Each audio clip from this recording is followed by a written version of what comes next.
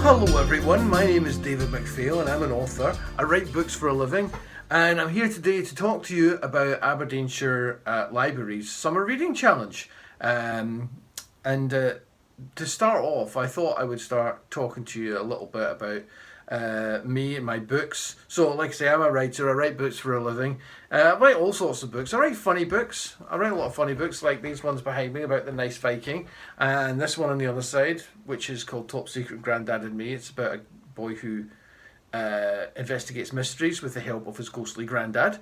But I also write a lot of stuff like history. I'm really interested in history. I'm really interested in history.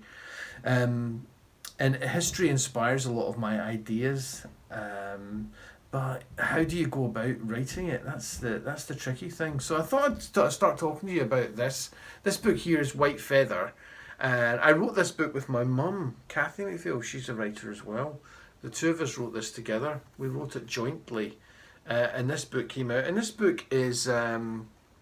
This is a story about war and what it does to people, how it affects people and the way that they act.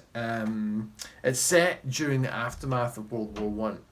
That's like over 100 years ago now. So it's a time when all the soldiers are coming back from the war. Society is trying to come back together, but of course it's quite difficult because back in 1918 they were facing a pandemic like we're having at the moment, you know, in this country. So it's quite topical, I suppose. What I thought I would do is to start off is I would maybe read to you from the first chapter of White Feather, if that's okay. It's a chapter, it's called Coming Home. It was over. After 4 long years, the war was finally over. Flags were flying, the band was playing, the whole town was celebrating as the soldiers marched past. The boys were coming home from the war. But not all of them. Not Charlie. Tony stood at the back of the crowd, pressed against the wall. He tried his best to keep his tears from falling. He was a man now, almost 16. Men didn't cry. Charlie, Tony's big brother, his best pal, wouldn't be coming back. Charlie was lying somewhere in France, in a field of blood and mud, lost forever. I shouldn't have come to the march, Tony thought. I should have stayed home with Mother. Tony's mother refused to believe her eldest son would ever return. It was all a mistake, she said. Charlie wasn't dead. He'd come home, she insisted. He was already home. She'd seen him with her own eyes. Tony would never forget that day. His mother had been waiting for him at the front door when he'd come back from work. Charlie's back, she'd said, and she dragged Tony into the kitchen. There was no one there. Charlie was sitting right here a minute ago, Tony's mother said. She ran her hand along the back of the wooden chair by the fire as if she could feel Charlie there still. I didn't even hear him come in, she told Tony as her face glowed with the joy of it. I came in the back door of the washing off the line and there he was, sitting there, so handsome, in his uniform. My boy. And all that day she'd waited for him to come back again, to sit in the chair by the fire, and she'd waited every day since. She never gave up hope. Even when the news came, Tony's mother refused to believe it. She insisted it was a mistake, that the army had confused her son with another woman's boy. Tony hadn't just lost his brother, he'd lost his mother too. The boom of the big drums passing close by jolted Tony out of his dark memories. The crowd cheered. I should have been with him, Tony thought. It would never have happened if I'd been there with my brother.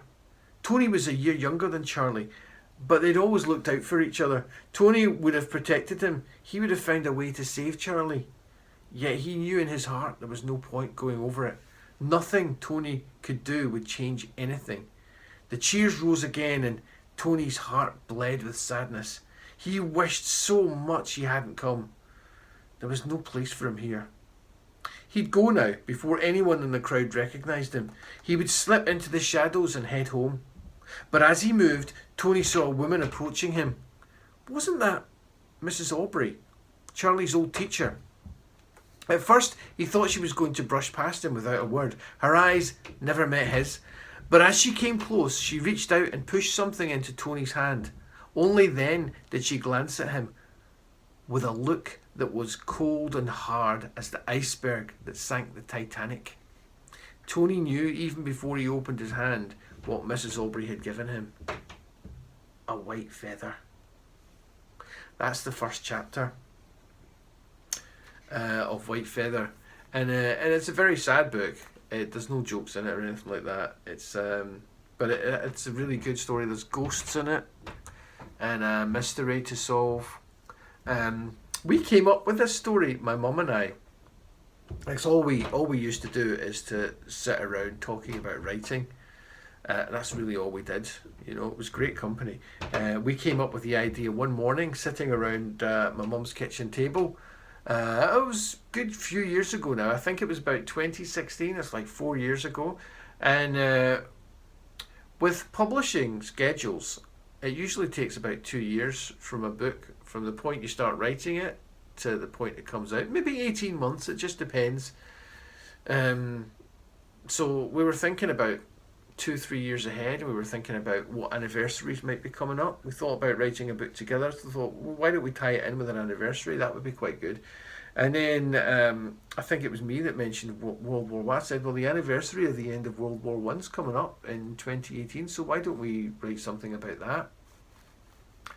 And so we started talking about the armistice, and we talked about a lot of things in the space of a very short amount of time. We started talking about suffering.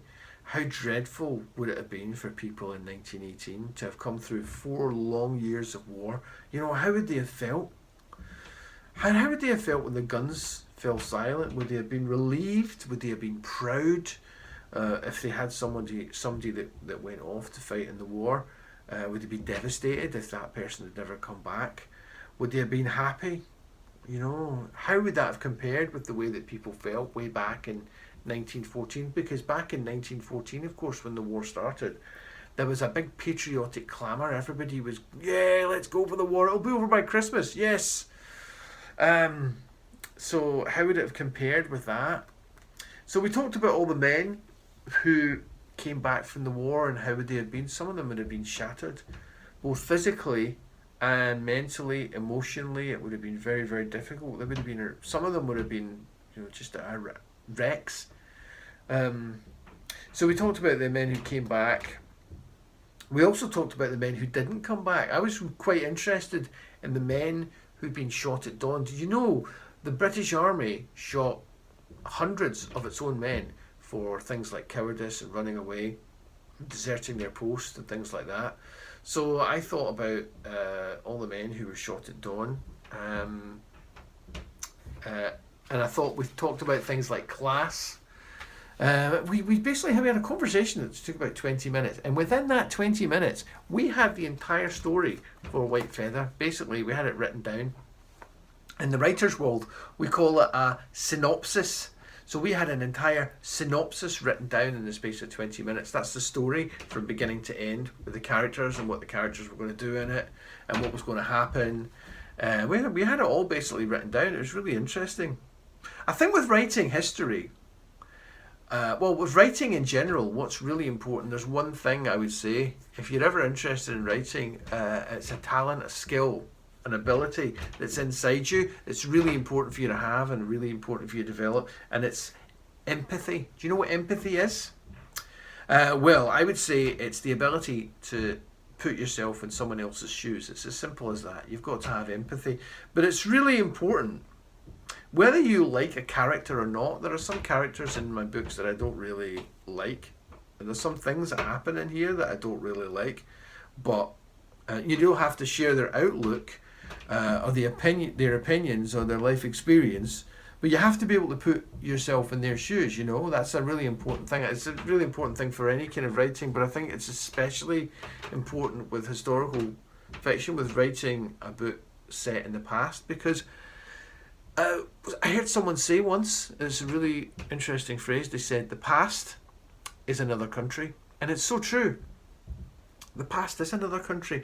If you went back in time to Aberdeenshire, to Scotland, 100 years ago, it was a different place. You know, the people were different. They had a different outlook on so many things. They had a different life experience. Minds change, attitudes change. So many things have changed since then. And in this book, for example, there are a lot of things that characters do that I don't really agree with. I found it quite hard to write. For example, that bit I was reading you about at the beginning. I mean, the teacher, Mrs. Aubrey, who thrust a white feather into the hand of a bereaved boy. I mean, how awful is that? But, you know, we decided that that's the kind of thing that would have happened back then. Because back then, especially at the beginning of the war, there was this thing about a white feather, which is the title of the book. When the war started, and men weren't joining up, if there was men in regular civilian, you know, clothes, they weren't in uniform, women would sometimes go up and give them a white feather because they weren't in uniform.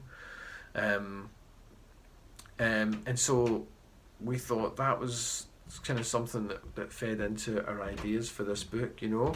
And actually later on in the book, the way that Tony goes about trying to find out the truth of the mystery, I was quite uncomfortable with that when I wrote it, because, you know, there's a character in the book and he's called Lieutenant Fortune. If you read the book, you'll see it. But Lieutenant Fortune, I suppose you might say he's kind of the villain of the piece, but is he a villain? I don't know, because in a way, in a big way, he's just another victim of what happened, you know. I mean, the guy's probably no older than he's no older than Charlie, than Tony's brother, you know. And yet he's been made an officer. He's been told he has to lead men in the field, and he's just incapable of doing it. And he's got shell shock. He's devastated. He's come back. So is he really a villain, or is he a victim?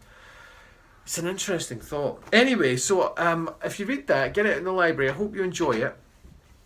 I forgot, I'm here to talk to you about the Summer Reading Challenge. So Aberdeenshire Libraries is launching its Summer Reading Challenge. It's called Live Life Aberdeenshire Summer Reading Challenge on Monday 22nd of June. Okay, so don't forget, it's really important. All ages can take part, from birth right up to 12 and beyond. Your family can take part too, okay? And this year, because of the lockdown and everything and all the stuff that's happening, they're going to be doing things slightly differently. So what you need to do is you need to register online and access an online passport. That's what they're doing this year. So there's going to be a passport to the challenge, and you do need to do it on the Live Life Aberdeenshire website, and I've written it down here, okay? So it's www.live-life-at-home/. Just remember that, okay? And that's how you get onto it. So the challenge is quite simple, right? They're encouraging you to read or share and listen to 6 books or more on the digital library, okay? And there will also be some online activities for you to complete. These will be announced at the beginning of each week during the event. When you've finished a book or a challenge, you can then give yourself a little tick via your own interactive passport. I really like this idea of the interactive passport, actually. I think that's a real winner. And once you've got 6 ticks or more, you can enter your card into a prize draw. Okay? That's the way it's going to work. So I think this is a fantastic challenge to get involved in. It's a great way, you know, to get doing something during the summer, because it's going to be a while before you guys get back to school. And it's a good way to keep up with your reading. So remember, visit the website from Monday the 22nd of June and get going. Have fun and happy reading, okay? I'll see you all later, okay? Bye-bye.